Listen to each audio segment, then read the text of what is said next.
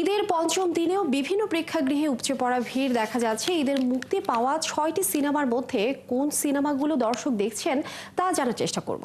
এই মুহূর্তে পান্থপথ স্টার সিনেপ্লেক্সে উপস্থিত আছেন আমাদের সহকর্মী সুমনা সুমি। আমরা দর্শক সরাসরি যুক্ত হচ্ছি তার সঙ্গে।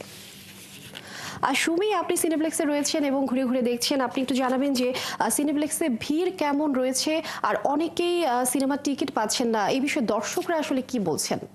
আজ ঈদের পঞ্চম দিন এবং আমরা জানি যে আজ শুক্রবার দুয়ে মিলে সিনেমা হলে উপচে পড়া ভিড় আমরা দেখেছি এবং মানুষের যে একটি ঢল নেমেছে আজ ঈদের পঞ্চম দিনে। সব থেকে আনন্দের কথা যে বাংলা চলচ্চিত্রের একটি নতুন জোয়ার কিন্তু এবার এসেছে। মোট 6টি সিনেমা এবার মুক্তি পেয়েছে এবং প্রত্যেকটি সিনেমাই কিন্তু দর্শক গ্রহণ করেছে ভীষণভাবে, যা আসলে একটা অভূতপূর্ব বিষয়।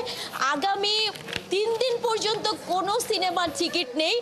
বরবাদ, দাগি সমান সমান পাল্লা দিয়ে যাচ্ছে। এর সাথে অন্যান্য সিনেমাগুলো যেগুলো এসেছে, জঙ্গলি, আপনার চক্কর 302, অন্তরাত্মা মাল্টিপ্লেক্স থেকে নামিয়ে দিয়েছে, কিন্তু অন্যান্য জায়গায় সিনেমাটি চলছে।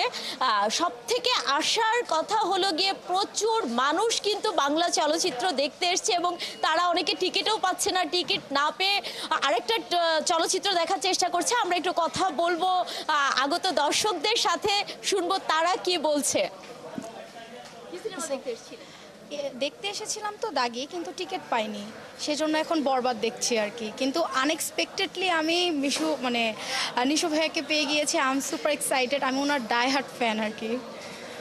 এরপরে কি বরবাদ দেখার পরে দাগিও দেখবেন? ইনশাআল্লাহ, যদি টিকিট পাই আমি দেখব। আর অন্যান্য যে চলচ্চিত্রগুলো আছে তার মধ্যে কোনটি দেখতে চান? আমি আসলে বাংলা সিনেমা খুব একটা দেখি না, তো এই দুইটা খুব হাইপে ছিল, তাই আমি এই দুইটা দেখতে এসেছি। দর্শক যারা বাংলা চলচ্চিত্র দেখতো না সেই প্রজন্মও কিন্তু এখন বাংলা চলচ্চিত্র দেখতে আসছে এবং একটির পরিবর্তে আরেকটি দেখছে। আমরা আরেকজনের সাথে কথা বলতে চাই।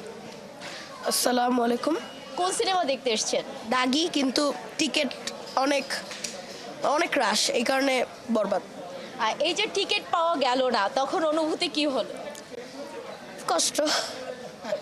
কষ্ট হলো। আমাদের চলচ্চিত্রের যে কাহিনী আছে সেগুলো মিলিয়ে কিন্তু এখন দারুণ বিষয়। দর্শক, আমরা এই চলচ্চিত্রগুলো নিয়ে কিন্তু সামনে আগাচ্ছি এবং চলচ্চিত্রের একটি দারুণ সম্ভাবনা আমরা দেখতে পাচ্ছি। এবং আরেকটি বিষয়, আশা জাগানিয়া। প্রতি বছরই দেখা যায় চলচ্চিত্রকে ঘিরে দুটি পক্ষ হয়ে যায়, এবার কিন্তু এমন কিছু ঘটেনি। প্রত্যেকটি চলচ্চিত্র বাংলা সিনেমার দর্শকরা গ্রহণ করছে এবং আমাদের যে প্রজন্ম হয়তোবা সিনেমা। সুমি, অসংখ্য ধন্যবাদ আপনাকে, আপনি খোঁজ খবর রাখুন, আমরা জানবো পরবর্তীতে। ধন্যবাদ আপনাকে।